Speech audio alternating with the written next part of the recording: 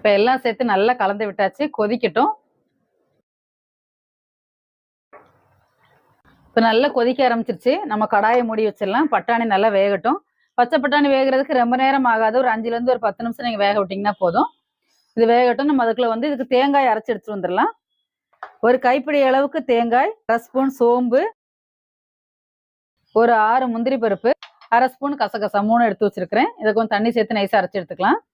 இப்போ தேங்காய் விழுது அரைச்சி எடுத்துட்டு வந்தாச்சு. இப்போ 10 நிமிஷம் ஆயிடுச்சு. நம்ம திறந்து பார்க்கலாம். பட்டாணி நல்லா வெந்துருச்சு. இப்போ நம்ம இதோட தேங்காய் விழுது சேர்த்துடலாம்.